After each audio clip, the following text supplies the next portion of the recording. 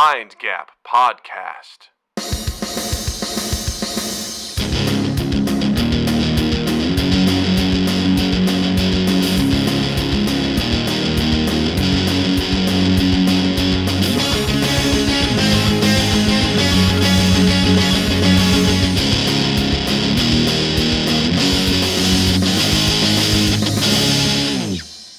Hey everybody, welcome to Mind Gap Podcast. I'm Doug. I'm Justin. And remember that I have plantar fasciitis. It's not good. This is a public service announcement. Take care of your feet, gang. You know, I used to walk around all the time in my flip-flops in college because I thought that was cool. You know what that doesn't give you? It doesn't give you good support. It doesn't give you good support for your feet. And I spent 6 years standing on basically concrete for 8 hours at a time at a job, and then my feet started to fucking kill me. And I had problems with my fascia band in the bottom of my right foot, and it sucked. It burned. It's also known as like heel spurs. Don't do that. Take care of your feet, gang. Take care of your feet. You only get 2 feet. All right? So take care of them. All right? If you're lucky. If you're lucky. All right? Take care of your goddamn feet. You heard it here. All right? All right. Thanks for tuning in, everybody. We'll see you next week. This is a Mind Gap exclusive. Take care of your fucking feet. All right. So glad to be here. You know, the things that I would have told my 18-year-old self, hey, man, take care of your feet. And I'd be like, okay, dad. You know? Oh, there are things that I would tell my 18-year-old self, like back now, that he would look at me and just, he would be very disappointed. He's like, that's what we're worrying about? That's what we think about? And I'm like, absolutely it is. I think, I pulled my back, 18-year-old me. Oh, yeah? Were you doing something really cool? Were you like, were you fucking or doing something really cool? No. I was tying my shoes to go work out. I bent over and my back said, no. Mm-mm. And that's it. I think we've talked about this. 18-year-old self. I think we've talked about this before, but do you think now, if you were to talk to your 18-year-old self, do you think your 18-year-old self would listen to you? Oh, see, I guess it probably depends on the topic. It does depend on the topic.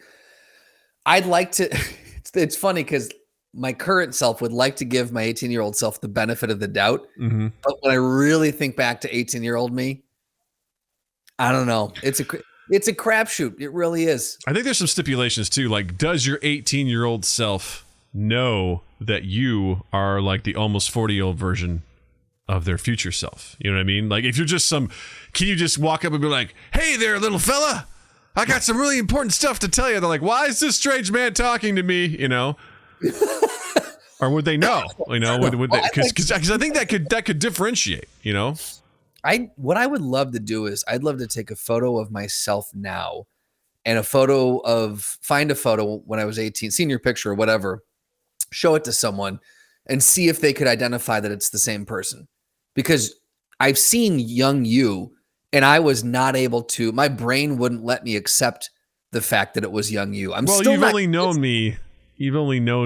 That's what I'm saying. Yeah. So like, would 18-year-old you not seeing this version, like, I think 18-year-old me would be like, Dad? Would 18-year-old you recognize you? That would be where I would. Yeah, that's actually a good question. Would I roll the high enough perception to deter or insight to know that is my future self? I don't know. I definitely look a lot like my dad. There you go. Yeah. I think it might be like, huh? Wait, what? The only thing that you'd have to fall back into the old comedy tropes of time travel movies where you give yourself facts that only you know about and it gets real weird. Yeah. You know? Oh yeah. What's something you would tell your younger self that would be like, holy shit, he is from the future? There's so many things. Right? There are so many things. Right? I would probably say, look, we both now know not to explain things with permanent marker. Right. And then my younger self would be like, oh, it is me. Oh, shit. Oh, okay. Wait, it's the cops. You're a narc.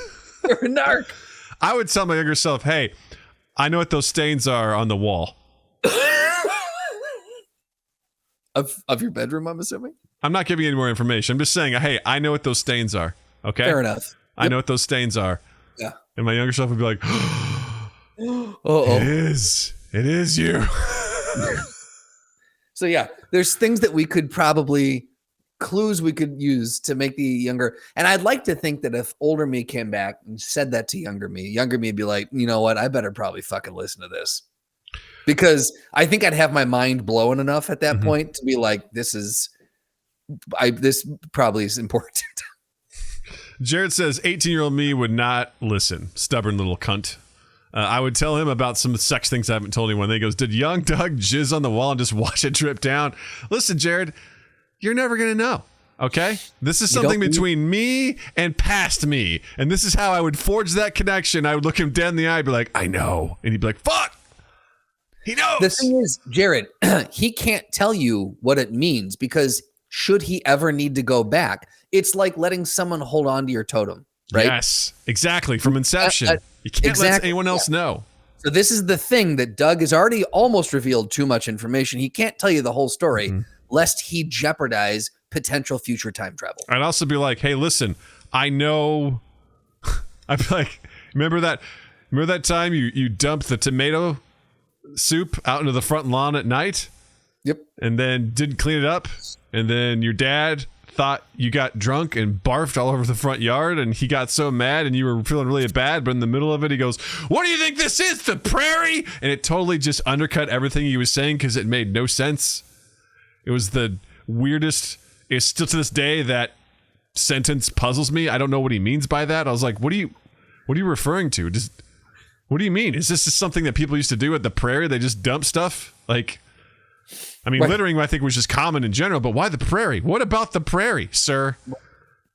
I'd like to think that he was at that moment either reading a book or watching a film documentary, as dads do, on something very benign like prairie life or the settlers. That's a moment I'm totally going to have with my daughter at some point. We're going to be having a real serious moment, and I'm going to say something really dumb that's going to completely undercut any momentum or any movement that I've had towards a particular situation. I'll be like, and I'll go like, this is my prairie moment. Yep. And I'll text you like, Justin, I just had my prairie moment. It happened. It happened. Yep. I had my prairie moment. Because I remember going to school and telling my friends that happened. They're like, what the hell did he mean by that? I go, I don't know. I don't know. What does he mean? But they're like, why the prairie? I go, I don't get it. I don't know. What's going to be amazing, though, a true full circle moment is that if you find yourself saying the exact same thing to her, if the situation presents itself and for some reason that flies out of your mouth. And you're I'd like to say that's not possible, but anything's possible. Right. You know, where you come out and like, why did I say that? Why don't you say that? Oh, no. And then you call your dad up and just go, I get it. My dad doesn't even remember that he did that. He has no recollection. I could when I go home for the holidays, like, hey, you remember when you said that? He'd be like, no. I have no recollection. That's some like, and we've had this kind of stuff. Like, it's not just with parents, but it's throughout your whole life. You say or do something that just sticks with you and just goes. They're defining moments for whatever reason. The other people that were involved, probably it was a flash in a pan and it's gone.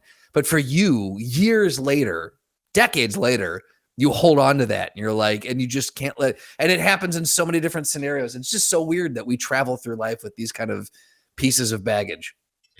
Do you think your 18-year-old self would be proud of future you? Do you think they'd be like, whoa? I think 18-year-old me would be. Look, there have been some pictures that I've shared online, pictures I've shared with you. You can find these on Justin's OnlyFans. You can find them on my OnlyFans, or if you scroll back far enough in my Instagram. Some people peaked in high school. I never had that concern. All right. So I think my younger self would be proud that we finally got out of that awkward stage, that look, and morphed into more of what we are now. As far as life choices, I don't know. I don't know if I'm proud of me. I'm proud of you. I appreciate it. And I'm not just saying that. I appreciate it. I'm not just saying that because I would lick the pole. Because you'd lick the pole. I'm saying it because you've done a lot, man. You've come a long way. You've followed your heart, and following your heart's not always easy. In fact, most of the time, it's the most difficult thing to do. You know, I liken it to Chris Charles and his endeavors of, you know, trying to follow, you know, go forth and conquer the film industry. You know, putting his heart and soul in everything. I kind of lump you in the same way. I don't know if 18-year-old you would see it the same way. I mean, that's high praise because I feel like Chris Charles has succeeded, whereas I feel like I have, like, he is the definition of like leaning in and following your heart, and perseverance, and it working out. He's got a lot to be proud of. He is killing. Would your 18-year-old self look at you and be like, "Good job, me"? I think now. Possibly. Okay. In the sense of like, you know, me in my late 20s working at the hotel, probably not. Yeah. You know, I think basically being like, hey man, I've done some kind of cool stuff. You know, I do this thing with a really good friend every week. We basically have our own radio show because I don't know how to explain podcasts to you right now. I did improv. We perform on stage in Chicago, which is pretty cool. Like, we got to do that for a while. You meet a really cool lady. You have a really cool kid. You know, you move out of Missouri. I mean, that was a given. There's no way that wasn't going to happen. So look, these are all really good things. Like this is all things that 18-year-old self could be like, oh my God, we moved out. Oh, we had sex. Yeah. Yeah, totally. You both. Yeah. You get better at it, buddy. Yeah, I think there would be some connection there. I think 18-year-old me would also be like, you don't become a rock star? Like, no. Right. And deep down, you know that's also not going to happen. You know that. Let's be honest with what we're doing. Let's be honest. Here. This is a fun hobby, but we're not musicians. We're just we like to do it for fun, but we have our limitations. You know, I'm sure 18-year-old me would be like, "Are we still in Kingston Mines with Bob, Jeff, Mike, Paul?" They're like, no, man. Yeah. No, but we said we were going to go to the. We got a good thing. Like, dude, Blink-182's getting back together. You're like, they broke up. What's happening? Yeah, man. Yeah. And their tickets are outrageous. That tracks. They're still around, man. They're still around. Yeah. Speaking of tickets, I heard Ticketmaster right now is kind of following up from our previous episode, the whole pre-sale for the Taylor Swift stuff. Apparently, it was a nightmare. Taylor Swift sent out a pre-sale code to all the Swifties, and everyone got basically crashed Ticketmaster's site, and there was a queue, and people were losing their fucking minds over it. Shit. And I think also some of the prices, I saw a screenshot. I don't know if it's true or not, so I'm not even going to say the number because it was absurd. But they're like, so this is what it is. And I mean, it was like over $10,000 for a ticket. And I'm like, okay, I don't believe that. But again, we did talk about how bad Ticketmaster was in the previous episode, about how they were with marking stuff up. And so if demand is there, I don't know. But that ticket was just to see the show. That wasn't to like go shopping with her, like have a day. Like, I mean, as far as I know, it was a picture of the arena, and they had, it showed like a selection of prices for the seats, and they were all over $11,000. So, no, sir. If I pay $10,000, I would prefer a home cooked meal. I would like a percentage of the back end deal if I'm investing $10,000 in something like this. Like, yeah, this ain't throwaway cash for me, bruv. So it's yeah, it seems pretty bad. And someone made a comment, they're like, if anyone could break the Ticketmaster model, it could be Taylor Swift. I was just about to say, I was like, of course, the only person that's gonna do this is Taylor Swift. Like, she has the power and the dominance to do that right now. She'd just be like, you know what? Fuck this. I'm gonna do my own thing. Yeah. And just, find their own way to distribute, and they would be should be incredibly successful, and the fans would adore her for it, and she would make even more money. So here's the interesting thing is that back in, I think it was either 95 or 97, when we were doing the research for last week's show, I think it was 95 or 97, Pearl Jam tried to do a Ticketmaster-less concert, and it crashed and burned. Yeah. And they were like one of the biggest bands in the world at that time. So it makes me wonder, I'm like, if bands have tried to do it before, could Taylor Swift really pull this off? And I think yes, because the difference is what is available from a technology standpoint nowadays. There's so much more. Back in 95, the mid 90s, we're talking about very limited access to, you don't have a robust enough infrastructure to sell stuff on your own website. If you're lucky enough to have a website, there's no social media.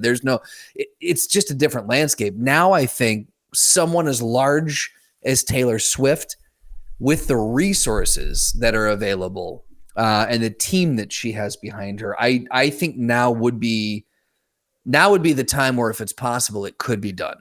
I think the logistics of the tickets could totally be done. I think where they would run into problems is with the actual tour and the venues, because they are owned by Live Nation, aka Ticketmaster. So finding venues to do that would be tricky when you're that big, because I don't know if arenas.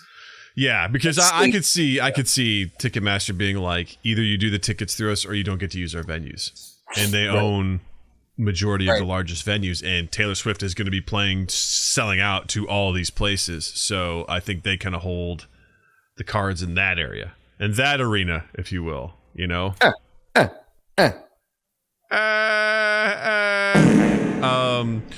it's so I don't know if they'd be able to pull that off. As far as that stuff goes, I think that's the big thing, is if you can, and really this is where Ticketmaster's brilliance has come in, is because they either partnered with or absorbed Live Nation, and they have all of these Live Nation, and Live Nation is the biggest, venue proprietor, if you will, in the country. If you can solve that piece of the puzzle, I think you could take out a large chunk of Ticketmaster's business. But it's just a matter of how do you do that? I mean, do you play more shows at smaller venues? Do you play, I don't know. The only thing I could possibly think of is if somehow Taylor Swift were able to use her clout to get Ticketmaster to consider letting her do the tickets on her own and then still using the venues. Like that would be, that's a huge, I don't know how you pull that off, but that's a game of chicken to see who blinks. Because if you think about it, if Taylor's like, I'm not going to use your ticketing site, and Ticketmaster's you can't use our venues, they're both losing. Right. So would there be a willingness to compromise where it's like, listen, you're still going to get money from us using your venues, but I'm taking care of the ticketing myself because your ticketing is out of control. Like your prices are awful. It's not a good experience for my fans. I refuse to do that. And maybe you can use that as negotiating power to find a better way to do something. I don't know. But if somehow, because they could also see this as like, well, if she does this, then who else is going to come knocking on our door asking for the same thing? That could get kind of messy too. So I don't know. They're not going to want to break the seal on that, because that's just you're opening a Pandora's box at that point. Yeah. What's tough is that we had mentioned last week Louis C.K. and how he was starting to do it through his own site, and he was refusing to play. He wouldn't play a venue unless they agreed to allow him to sell tickets through his site. The nice thing is that with a comedian, a stand-up comedian, even though at the end he was selling out arenas and those kind of venues, I feel like with the stand-up, they have the ability to play the medium to smaller venues and still do quite well. And I don't want to say that it is less effort, but when you're doing a 3-hour concert where you're singing and dancing and running around the stage and you've got pyrotech, there's a lot more that goes into that. So you could do 3 nights of the same set, 4 nights of the same set, and do the Garth Brooks model at the smaller venue, so everyone can see you. You can get the people in and through. And I feel like it's a little easier when you're dealing with that medium, the stand-up medium, rather than when you're a global pop icon like Taylor Swift is. Yeah, especially like even the most famous comedians still have to go back to clubs to work out their material. Like people still do that, and I think at the time Louis C.K. was charging $50 a ticket. That's the highest that it went. He's like, buy it through and he could easily, the clubs of course would want him to be there, like, because then he's there, people are going to order drinks, buy food, all that sort of shit. So it was a win for them. And obviously if you went to theaters and beyond, I don't know how that stuff worked out, probably got a little more complicated, but still he was able to maintain that, which I think endeared him with the fans as well, because he's like, I'm looking out for you, I've got your interests in mind, that's what matters. Well, he was the first one to try. I mean, there was articles written about him talking about how the first person to really take a swipe at the system and buck the system and try to reinvent it. It was revolutionary at the time. What he was comedians are really doing that right now, honestly. Like they're really reclaiming their power, so to speak, in that they are the comedians are talking about pay, so they're understanding like what the landscape is. B, a lot of them aren't settling to sell their stuff if someone doesn't buy it. Right. Because like if they shop it around and any streaming or network is like, now we don't want it, like, I'll just release it on YouTube. And there's been several comedians who have done that and it has gone extremely well for them. Yeah. They may break even overall, but they get the exposure. Yep. And they get, essentially they are not, it was kind of like with Bieber, when Bieber broke through YouTube and MySpace and stuff like that. Like he didn't have to go through the traditional route to get noticed. Same thing with these comedians. You see all these comedians that are like filming their sets every night. They're chopping out jokes here and there. They're putting it on Instagram, on TikTok, and they're getting seen. That's how they're generating their promotions and things like that. They're ditching the morning radio shows, which all of them hated, for these, archaic things that existed because these club owners had relationships with, these radio stations and TV stations. Some of my favorite things was like, for the longest times, Tom Segura fucking hated that stuff. Yeah. So he came up with a character called DJ Dadmouth, and he would go on and just make everyone's life a living hell as this character. And what would he do? So he put on like this big fur coat, big sunglasses, and a hat. He's like, "Hey, what's up, everybody? I'm DJ Dadmouth. I'm Polly and Bye." And he would just say this stuff, and the TV anchors would be like, "Oh, okay. This is great." He's like, "Yeah, man, I got this new single coming out. It's like I don't just do comedy, I do DJ. I spin the music." And he's just like doing this stuff, and people are like, "What the fuck is happening? This is morning TV." And he's like, "I don't want to be here." That is absolute. I actually just have to look up. Yeah, DJ Dadmouth. Tom Segura, DJ Dadmouth. It is. DJ Dadmouth has a big announcement. Does morning TV. Oh, best of. Oh my god. Yeah, DJ Dadmouth does the weather. Yeah, he. Yeah, this is fantastic. I'll switch over here so everyone can kind of see, like, here he is. Tom Segura, just like unbelievable. He hated morning TV and stuff like that all the time. He doesn't give a shit. He is so comfortable leaning into stuff like this. Oh, he is so known for. What I mean? Like, yeah, he loves doing this kind of. He did the same thing with professional wrestling.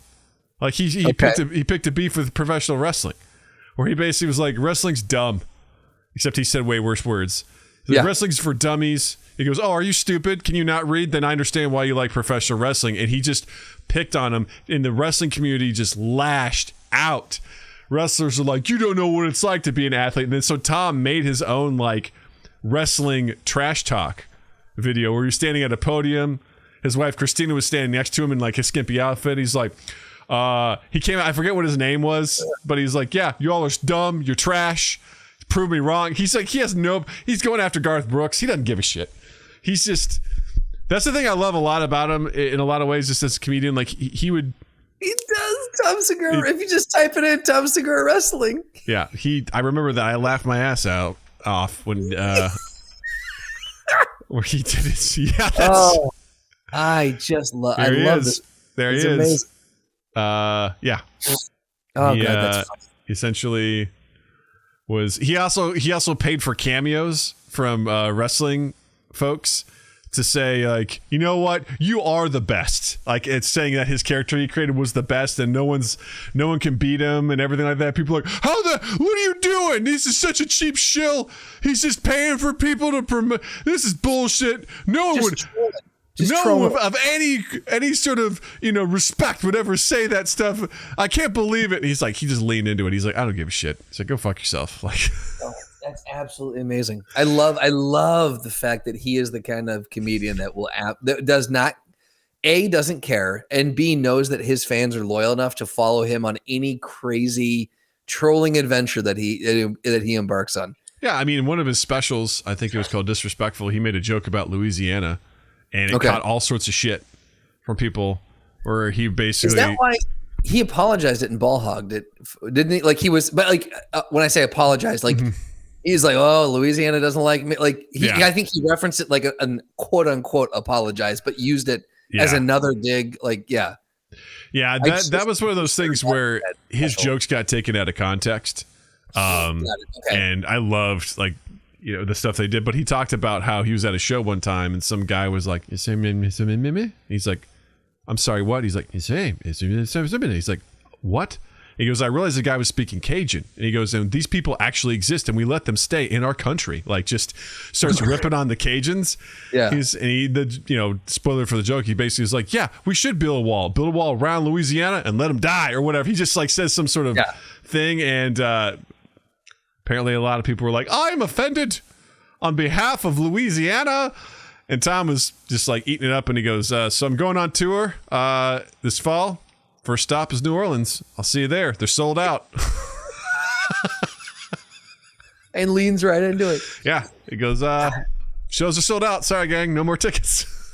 The fearlessness is what I respect, because I don't have that. And I absolutely, I love that. It's incredible. It's incredible to see.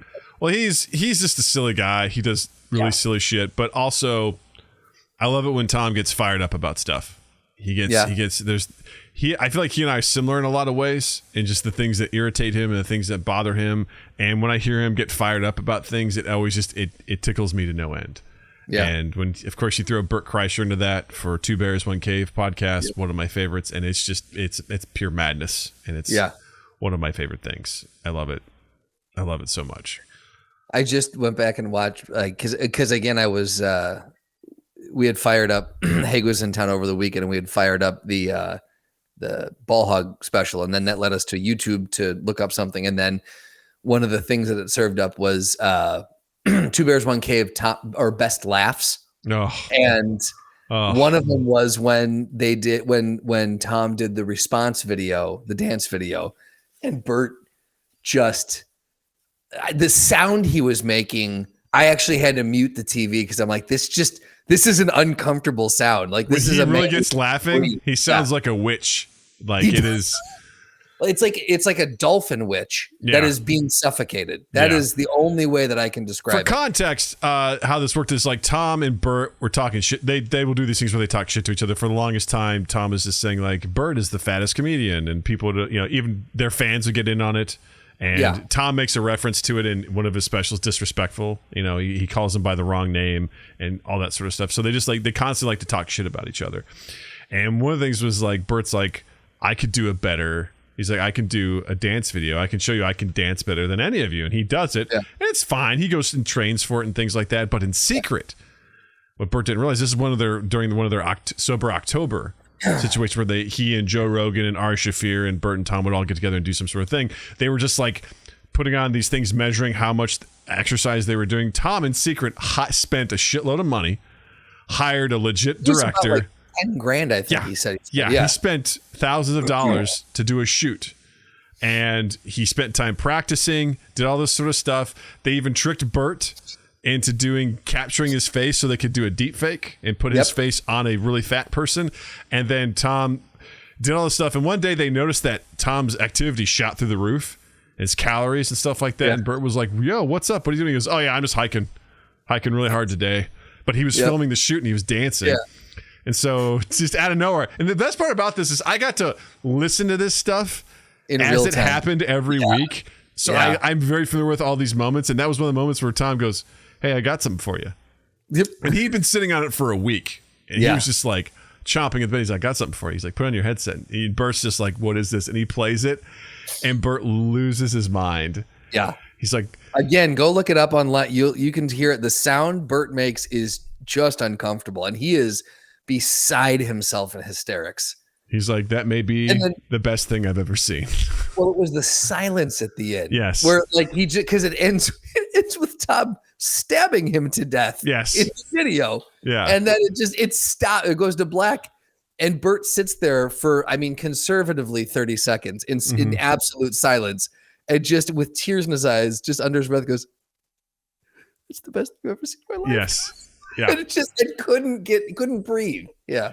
I'd say another really great moment is when Tom realized that Bert drinks a gallon of Kool-Aid a day. Oh my God. 64 ounces of red Kool-Aid. Yeah. Yeah. That's so much sugar. I literally just watched that the other night with Jill again because it came up on her feed. I'm like, well, we have to watch it. It makes me laugh every single time because Tom's natural reaction, because Bert is like, I'm hydrating, man, and he pours out a little bit in the podcast. Tom's like, what is that? He's like, it's Kool-Aid. Tom's like, what? He's like, pours somebody, goes, oh my God, it is Kool-Aid, and he drinks it. He's like, this is really good. He's like, yeah, man, I drink 2 of these things a day, and Tom's like, it's delicious. Yeah, it's so delicious. It's so delicious. He's so into it. Yeah. He's like, dude, it's so much sugar. He goes, and people are like, well, look at him, he's hydrating. He goes, no one knows you're drinking Kool-Aid. He goes, you're an adult. Man. And Tom loses his mind. He's crying, laughing. And so as Bert realizes, like, oh shit, I've been drinking. I'm not doing well. I'm drinking so much sugar. This is not good. Yeah. Yeah. Those moments always, man, they make me so happy. Like, there's been so many great ones. Oh, it makes me. Because Bert is a great guy. He just has these moments where you realize how bad he is at listening, and he knows it. Yeah, he talks about how bad he is at listening. He goes, I come in, fire hose my life onto somebody, and then walk away and being like, man, that was a good conversation. But he doesn't listen to anything. Yeah. And one of the most recent episodes, Tom goes, man, every time I hear Albert Pujols, I think, God damn, that guy's been around for a long time, because I don't follow baseball, but he's like, man, that guy's got to, been around forever. And he goes, and I looked it up, and the guy's been doing stuff. He's been playing baseball as long as I've been in comedy. And Bert's like, oh yeah? He's like, yeah, he's been playing for 22 years. Bert goes, that's as long as I've been in comedy. And Tom goes, that's literally what I just said. And the two of them laugh for like 45 seconds because he's like, you're not listening. I literally just said that. Bert's like, I made the connection. That's as long as I've been doing comedy. I know. Yep. We started at the same time. I think our podcast has just turned into essentially a re-listen podcast of Two Bears, One Cave. Yeah. Well, hey, there's your recommendation. Go check out Two Bears, One Cave with Tom Segura and Bert Kreischer. It's good. It's fun. It tickles me. It makes me happy. It's my go-to. I've been catching up on it because I've been trying to catch up on Critical Role, and I got really behind on my regulars because that's like a 4-hour podcast, per episode. And I'm like, all right, I gotta get caught up. And I got caught up. I'm like, all right, I'm done for now. And then it's gonna build up again. I'm like, whatever, I'll catch up again soon. For now, I want to caught up on my fun stuff, on my silly stuff. Not that Critical Role is not fun, but it's just a different thing. You gotta have a different mindset for it. Yeah, so, you gotta pay attention. You do. You gotta pay attention to that. And I'm like, I'm good.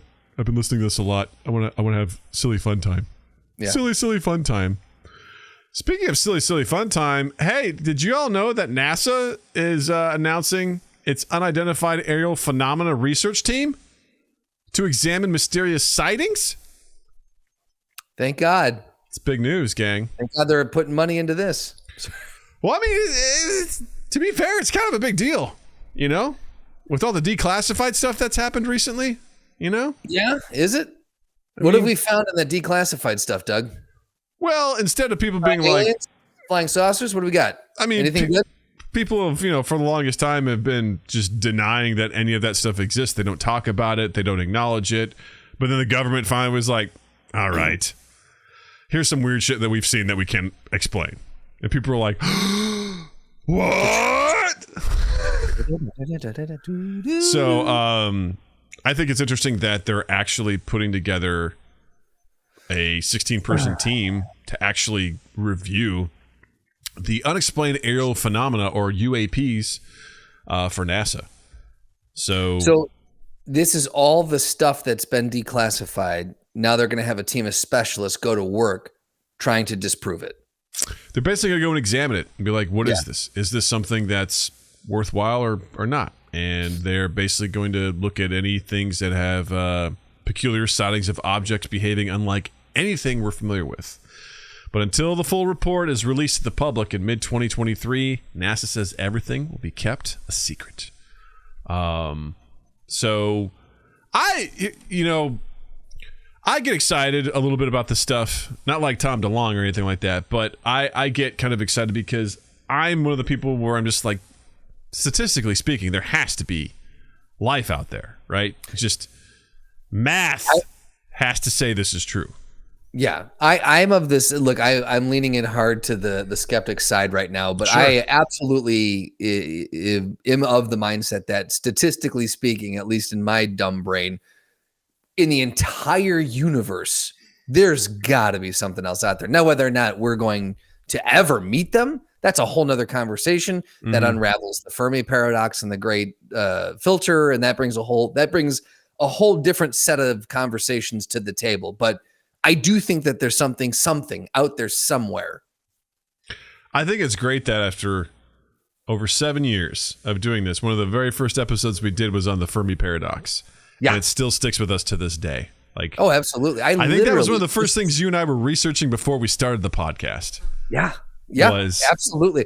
I literally just, what's that Kruzegart or that YouTube? It's a science YouTube. Hold on. I just showed Beth the videos for because I had mentioned it and she's like, "What's that?" And I go, "Oh, we're gonna dive into it now." And she was like, "I instantly regret asking you."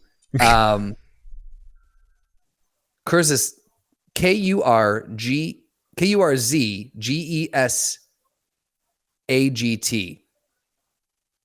All right. You win the spelling game.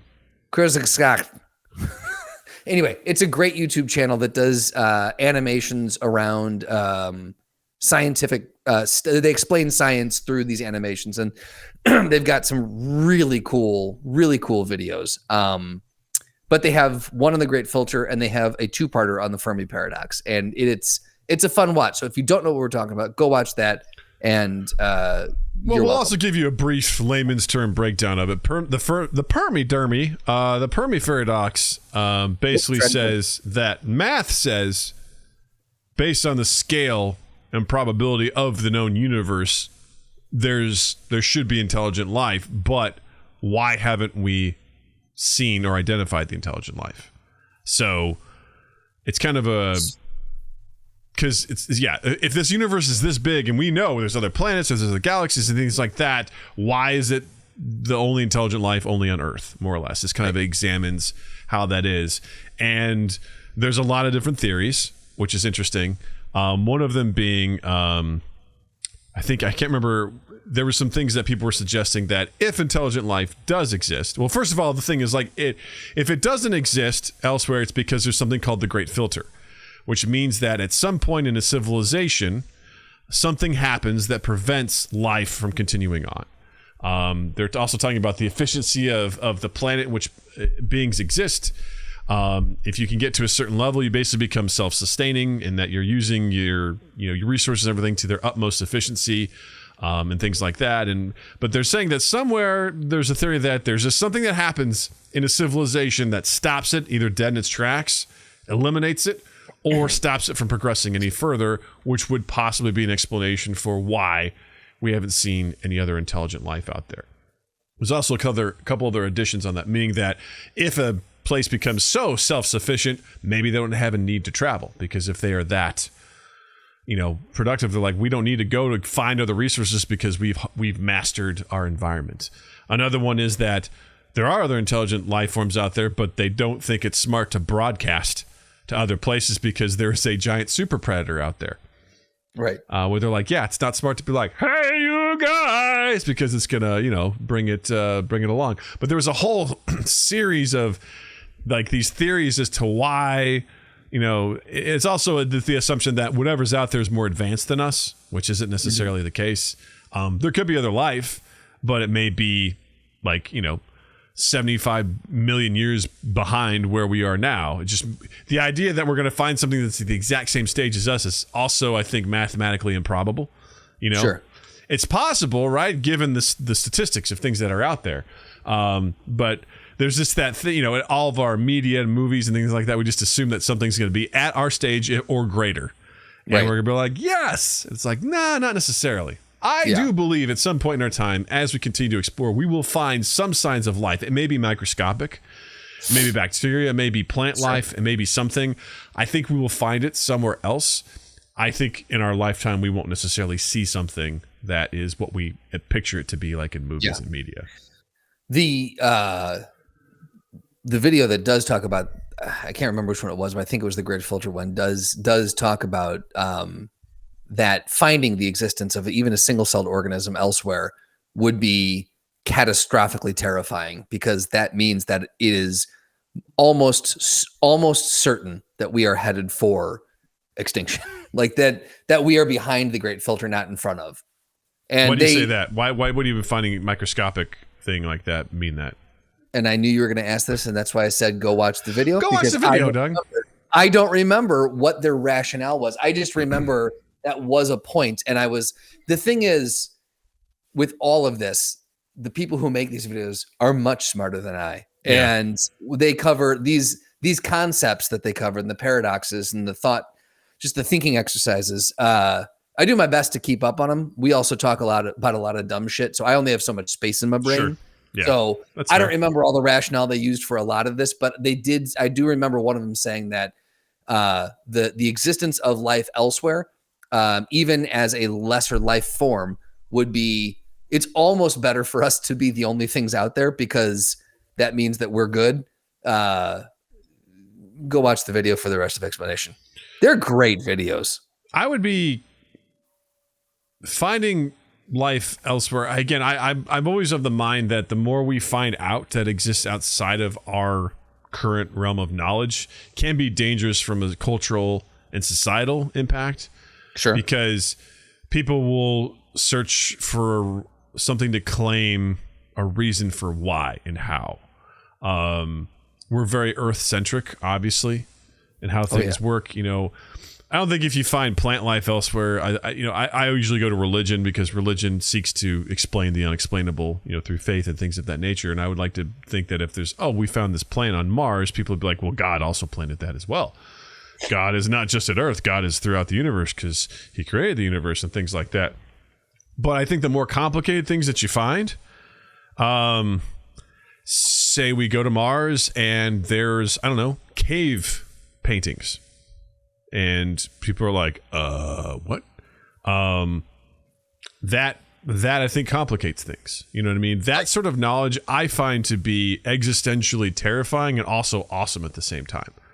Because I feel like it opens up the window more to, I think, what is the core of the human spirit, which is exploration. And I think we can start focusing on a greater cause, something that can push us together as a human race more so than, oh my God, the stock market took a dip today as Tesla laid off another group of people. It's like, that shit doesn't matter.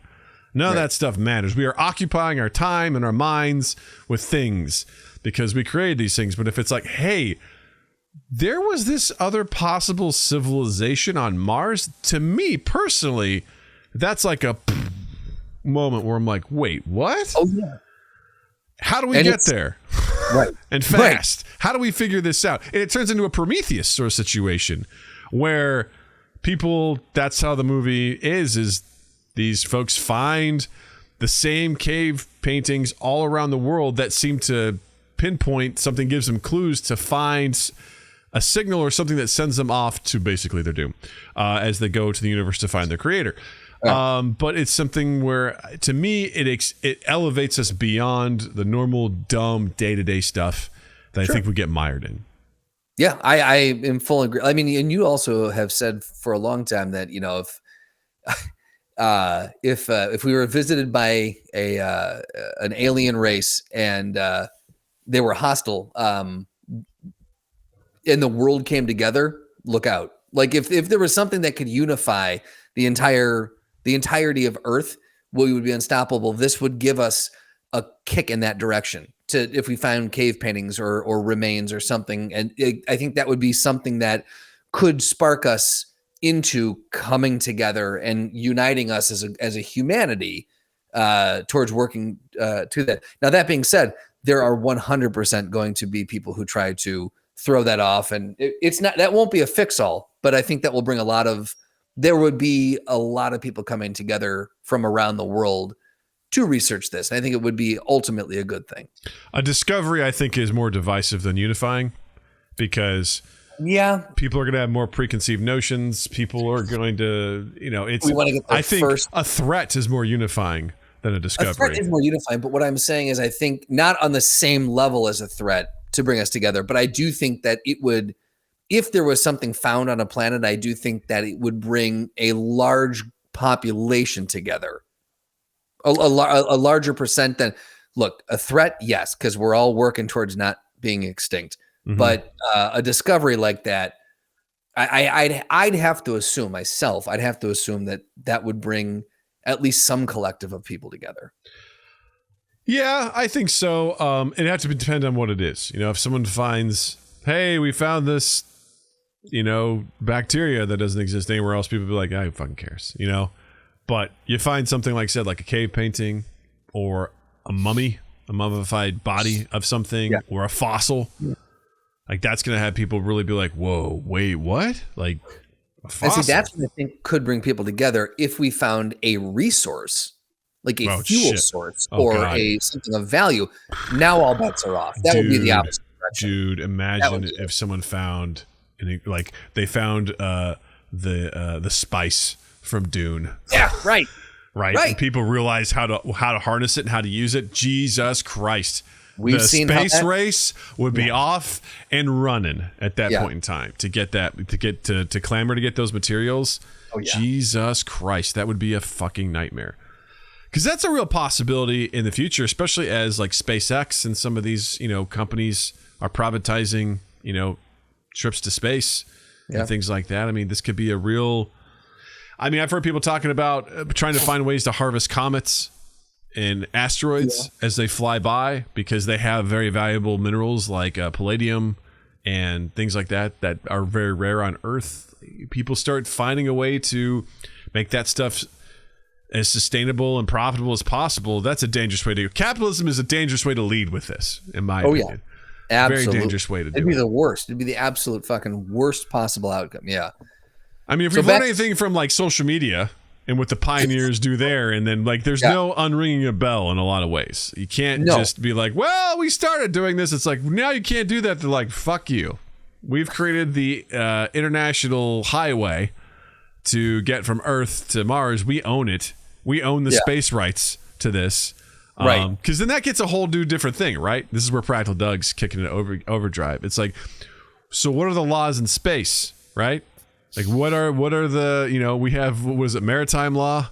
It's pirate law, Doug. This is the new pirate law. I guess, right? Because what resource, like, let's say some private company is able to get out there and just dominate that sort of stuff. There should probably be regulation down on Earth, but what if they're like, fuck you?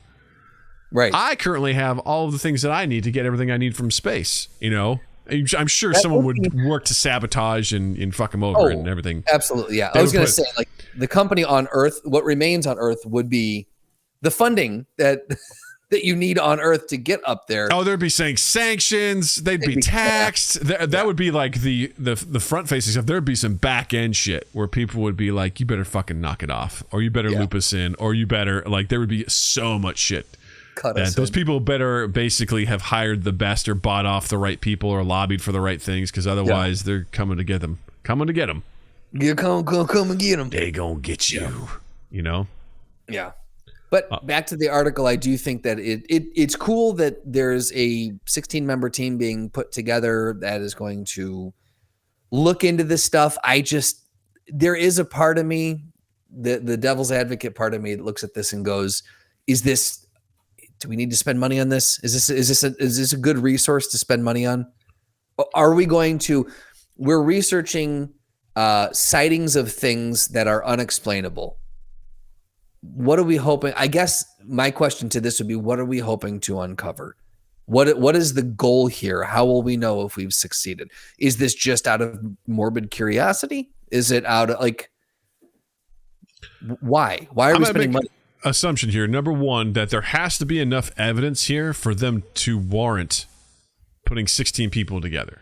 Like this just can't be one weird YouTube video that someone shot, years ago. They're like, let's sit together for the next year and figure out what this is. There has to be enough, because these are images stuff captured from military vessels and airplanes and things like that, where they're like, wait, what? I don't know what this is. And they've captured them. Obviously they're recording for a lot of reasons, but they're probably just checking to make sure that, because these could be any number of things. They could be a new technology that the country has put together and they don't know exactly what it is. It's not necessarily aliens, in that sort of regard. So it's good for them to sort of do the research and figure out what that is.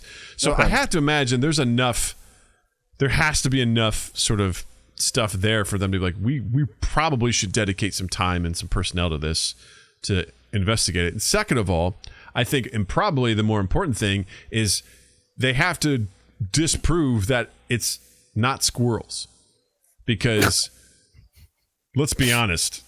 Yeah. It's probably squirrels.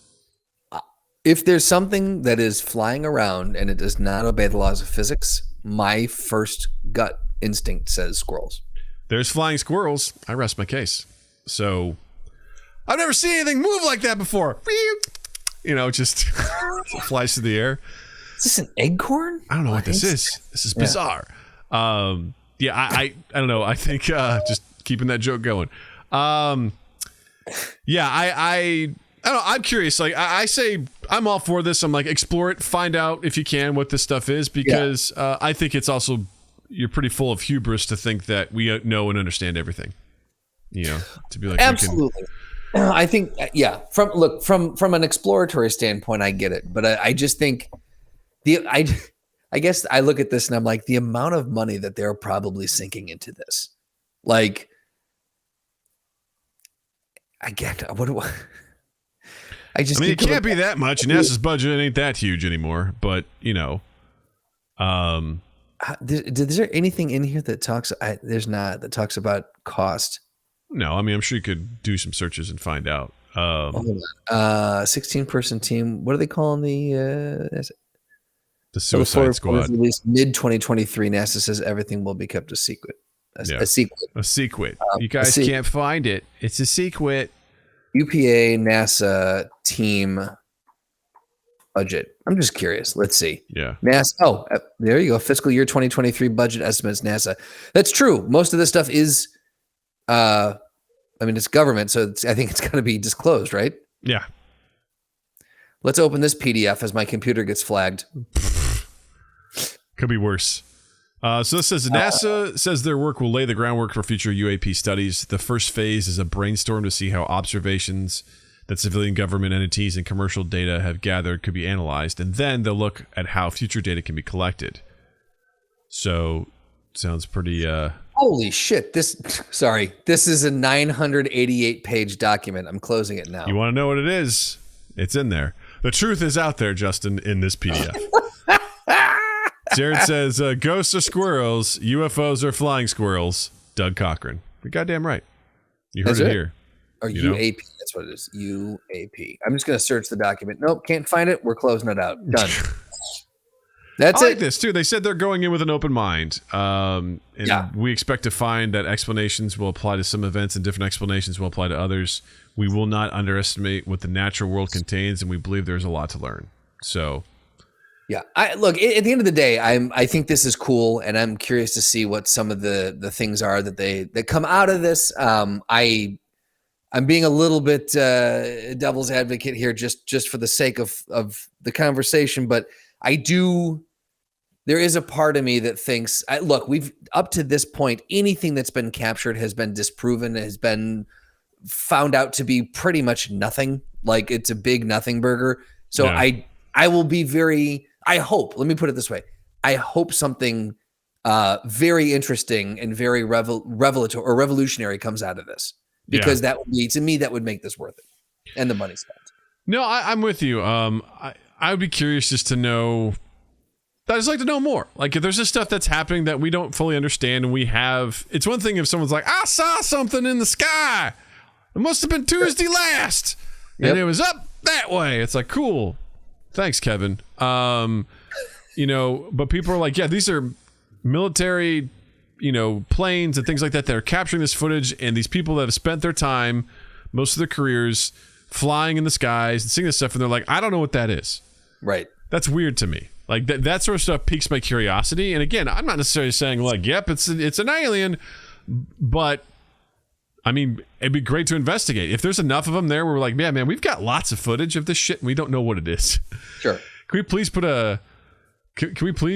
put something together to take a look at this? Because this seems unusual, and maybe there's something to be learned from it, and maybe there can be some unique discoveries with it. I don't know, but I'm here for it. I say do. I'll be curious. What I'm curious to see is if all this footage, will there be any correlation between all the different sightings, or are all of them going to be unique? Because like if there's like, let's say hypothetically there's 20 files they're looking at. I know there's way more, but let's say hypothetically there's 20 files, and out of those 20, 15 are deemed to be the same thing. Now we're cooking with some gas here. Like, okay, well now what is this thing that keeps popping up that everyone is seeing it, Mm-hmm. But if it's 20 different things that are all random, then I don't know. I'm curious to see if there's any correlation between all the different sightings. Yeah, I agree. I think it's interesting, to say the least. And I'm curious to see what they find. Can't wait till mid 2023 to see what they Hold on to your butts. Yeah. I think it's a big deal. Again, just saying that the military and the government in general is basically saying, yes, there's shit out there we can't explain. I think that's it. And not only that, they're declassifying it and releasing it to the public. I think that's a big deal. I will say that it is the big deal. I guess the other thing that I'm worried about, the thing that concerns me, is declassifying it, releasing it to the public. I'm worried about all the nutbags out there. The Tom DeLongs out there. I'm very worried about. I'm like, oh, what's this going to do for that? Because we're already in an unstable enough place, man. Yeah, I know. But maybe it's what we need to pull our lives together, So mid 2023, we're looking at the Marvels being released. We're going to be after Guardians 3. When's Guardians 3 come out? Guardians 3 comes out May 5th. And then Ant-Man Quantumania comes out February 17th. And the Marvels come out July 28th. I'm just trying to see if there's any sort of... What's that? I don't know. I'm pretty lukewarm on that one. Are you? Hopefully it's good. We'll see. The team up of the three? Who's the three? It's Captain Marvel, Miss Marvel, and who else? The other lady. Yeah. Gotcha. Monica Rambeau. And then what do we got as far as mid 2023? Echo is coming out and Loki is coming out. Woo. So curious for that.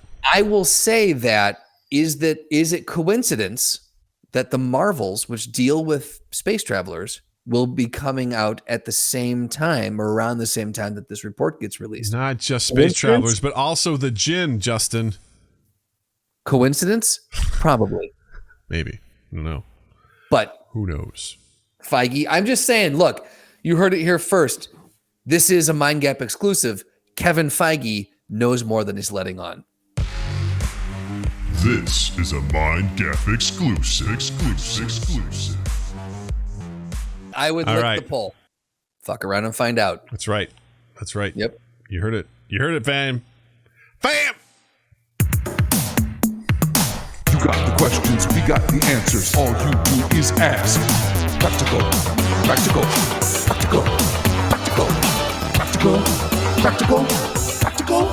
Ask Practical Doug. Oh, it's the time again. We got an Ask Practical Doug. If you've never been here for Ask Practical Doug, Practical Doug is a tiny Doug that lives inside of Big Doug and guides Big Doug in all of life's journeys and adventures and other things. And you can ask Practical Doug a question if you'd like. You can join us live every Tuesday at 7 p.m. Central. That's when we do this, Very right? good.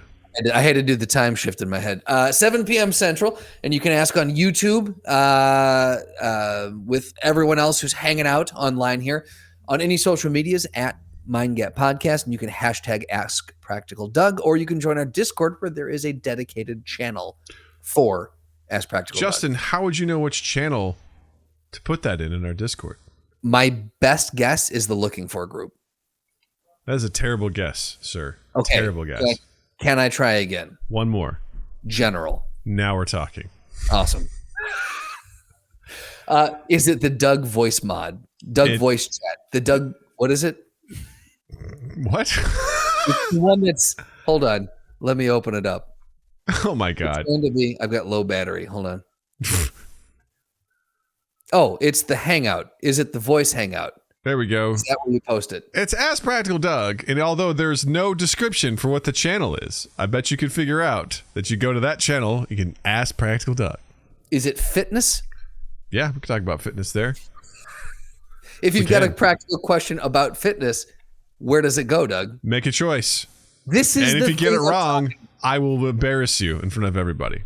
There's just, we need to put together a team of 16 experts, Doug. We do to go decipher this goddamn Discord, apparently, because it's confusing as fuck. It's so confusing, man. Okay, so Doug, this question I believe comes from Slotty. Am I correct on that? Yes. He posed this question. So Slotty asks, Doug Cochran, do you sock, shoe, shoe, or do you sock, shoe, shoe? This one has been living in my head for days. And I'm going to tell you why. Because these are the things that we just do every day, have done every day for our life, and not even thought twice about it. And when someone challenges that reality, you have an existential moment. Bless you, by the way. Thank you. For anyone who was not watching this, Justin sneezed, and he was cool. He muted his microphone because he's a cool dude. The second someone questions that reality, you have an existential moment where you're like, wait, what? Why would anyone want to do that? And you don't want to be disrespectful, but also you're like, that's crazy. Right. For me, I go sock, shoe. And I'll tell you why. One, it doesn't seem very efficient to do sock, shoe. If I've learned anything from watching cooking videos, what most chefs say is you find one task and you make sure you do that task, as opposed to do that task and then do a different task, come back to your first task. They're like, if you're going to chop stuff up, chop up all of your stuff and then put them where they need to go. So in place, baby. That's right. Same thing here. If I'm putting on my sock, I'm going to put on my other sock. And it can also, there's some practical elements of what if your feet are cold? You don't want to leave one cold foot just dangling out there while you not only put the sock on, but then put the shoe on for extra installation. That's just crazy. But also, the idea of having a sock and a shoe on one foot and having a bare foot on the other, it seems very uncomfortable, strange. Feels weird.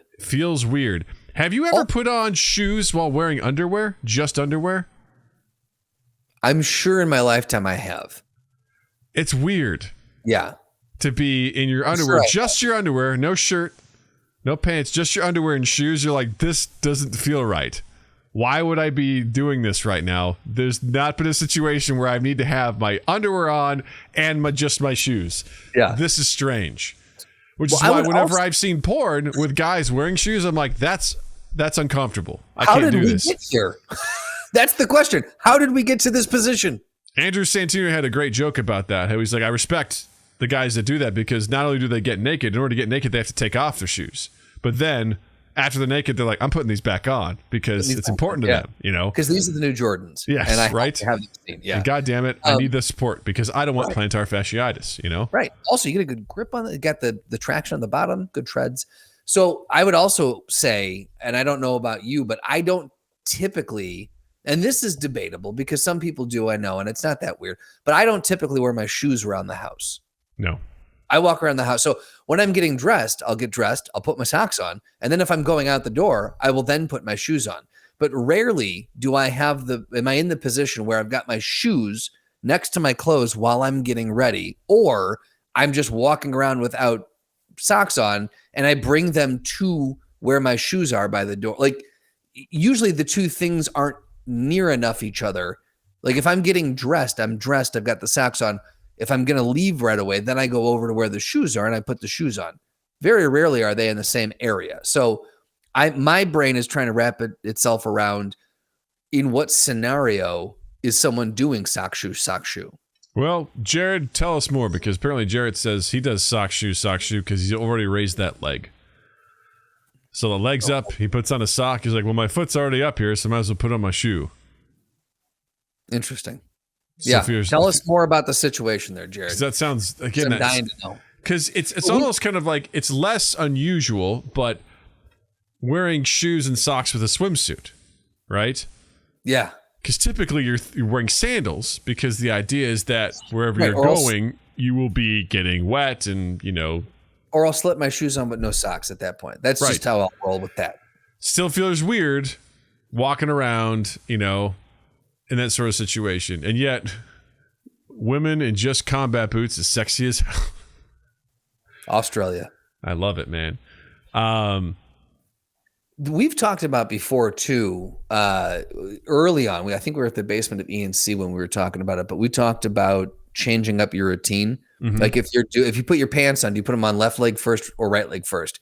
And then trying to do it with the opposite leg first, and how it's like my pants feel like they're on backwards right now because I don't like, that's just not weird, Or if you put a shirt on, do you put your head and then your arms? Do you put your left arm through and then your head and then your right, head, left, right, then head, and then try to switch it up and just see how wrong it feels, So I feel like this is a very similar thing where I would do this and I'd be like, this just feels like everything's on wrong right now.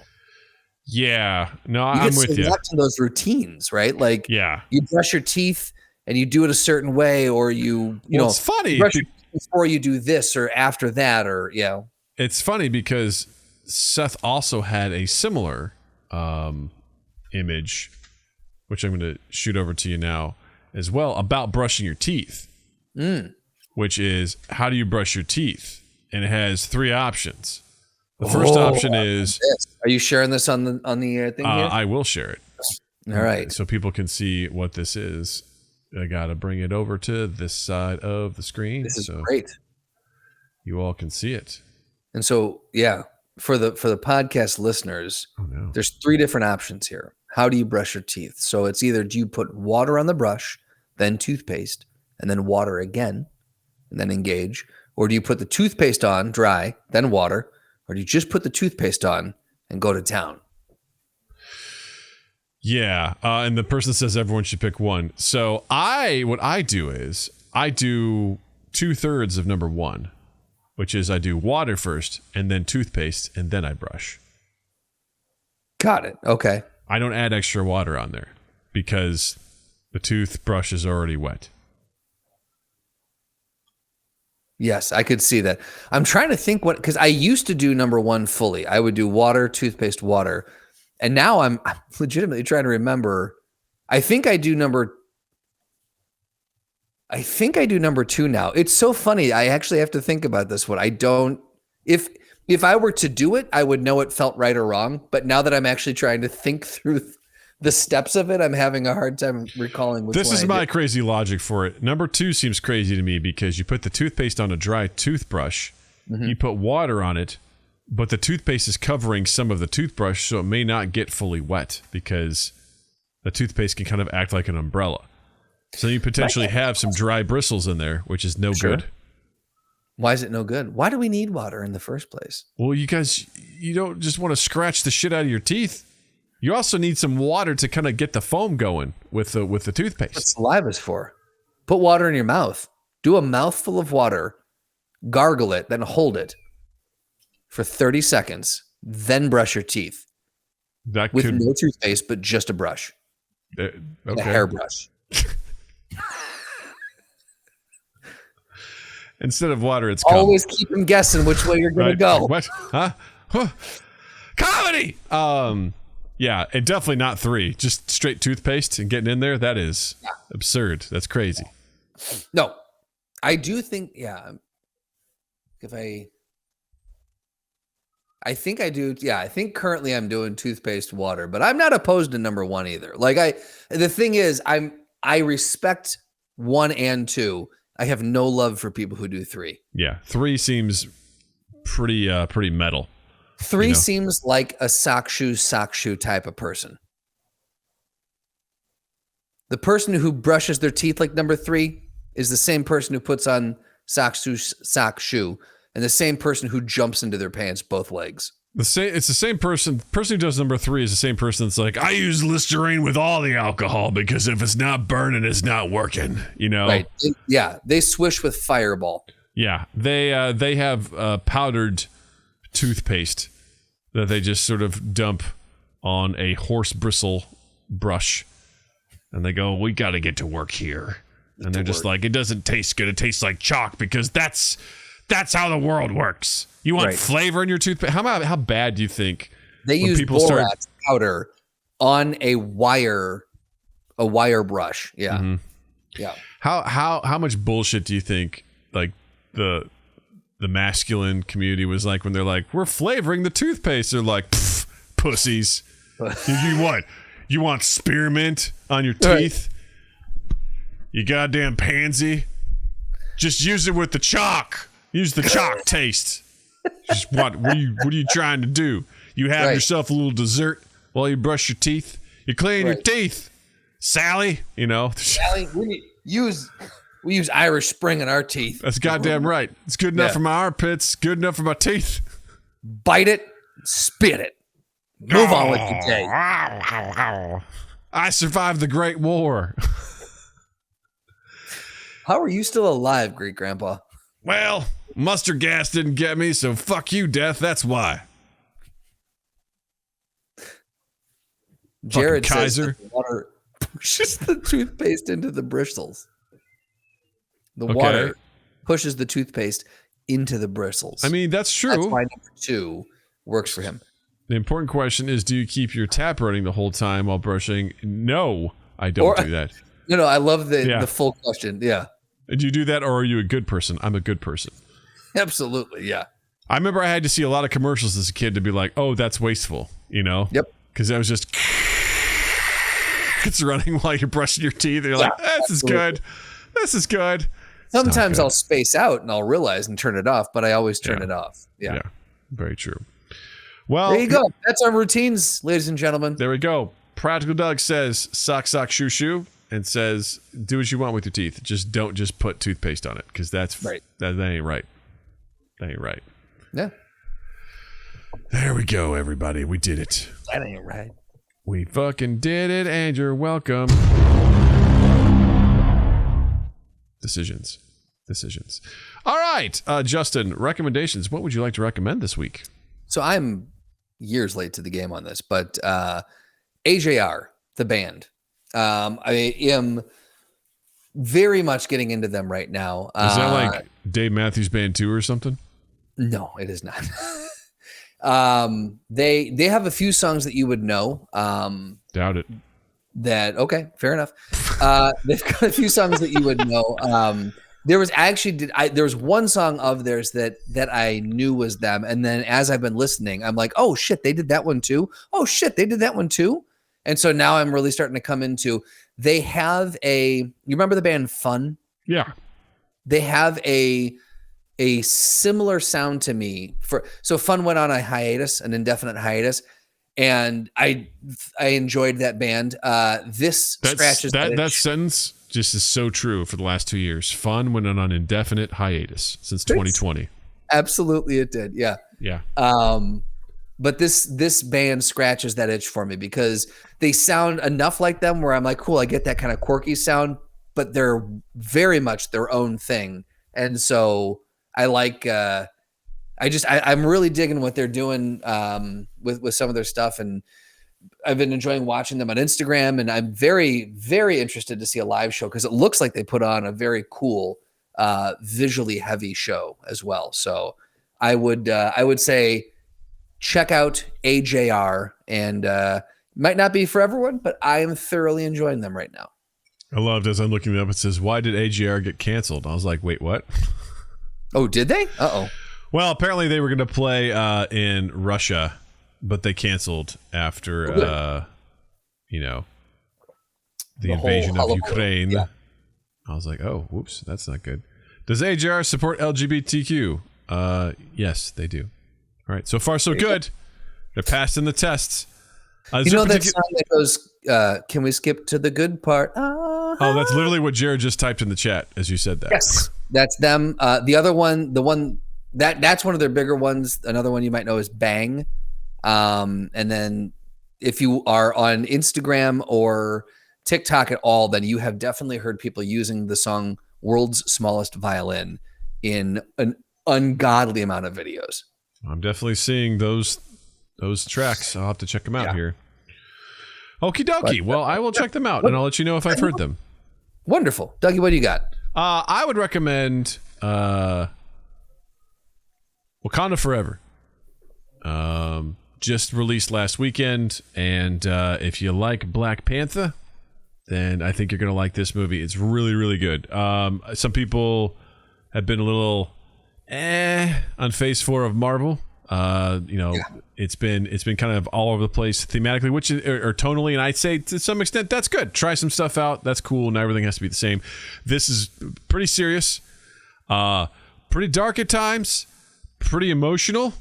I gotta say, Ryan Coogler had one of the shittiest jobs, which was essentially to have to pay tribute to Chadwick Boseman and then also pay tribute to T'Challa, all while trying to exist and have a movie that actually has a point and sends a message, and also filming this in a pandemic with one of the stars who refused to get vaccinated, which makes trying to separate art from artists very difficult in the movie. But it's a solid film, man. It was really, really good. And I'll say this, I cried.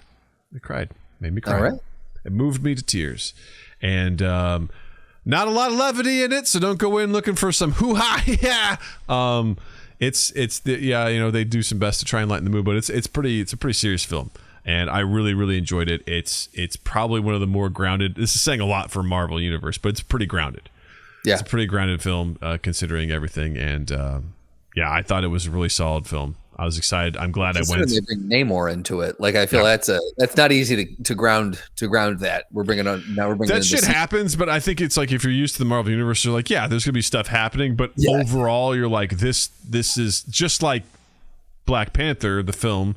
The through lines through it, the themes are very like grounded and they're very interesting, and I don't know.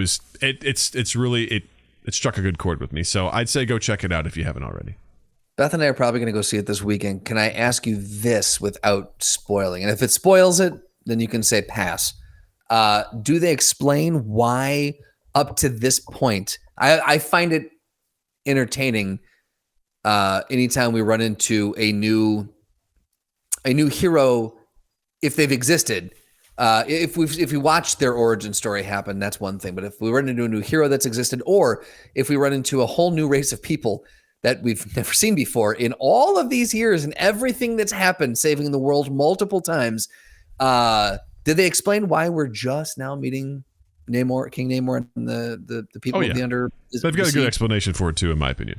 Great. Okay, that's all I needed to know. That's fair. Well, yeah, it's good. That stuff is pretty solid. So I'd be curious, once you watch it, we can talk all about it. It'd be a fun conversation to have. All right, gang. Well, that's the show for this week. Thanks so much for tuning in. And please don't forget to follow us on all our social medias at MindGap Podcast. If you'd like to check out the podcast live, like our good friend Jared and others, check us out at youtube.com/MindGap Podcast. We live stream the podcast on Tuesdays at 7 p.m. Central. I also host a video game stream on Fridays, currently at 8 p.m. Central. And so come check out, hang out with us. We're usually playing silly games and having a good time, so it's really, really fun. And if you like what you're seeing here, please hit that like button, hit the subscribe button. It really means a lot to us. We're up to 242 subscribers, which is really big for us.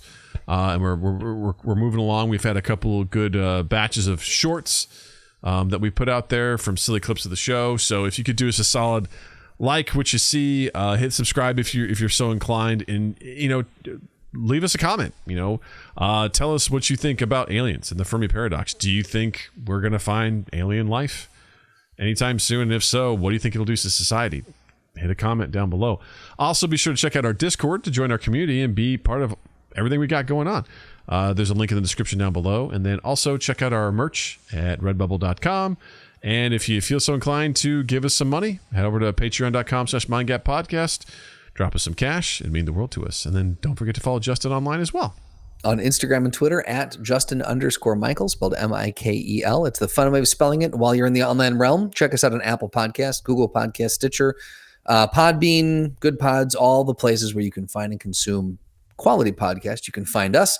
And we ask you to do all the things, the sharing, subscribing, rating, reviewing. Those mean a lot. And then 2east8th.com and 2east8th on all social medias, as well as loveandimprovfilm.com. Love and Improv on Twitter, Love and Improv Film on Instagram. Go ahead and follow along with all the goodness that's happening with the movie. Good stuff. Thanks for hanging out with us, gang. We always appreciate you. And with that, I'll say, Justin, thank you. Douglas, thank you. Chad, thank you. Listeners, thank you. And you all have a dandy fucking week. Mind Gap Podcast.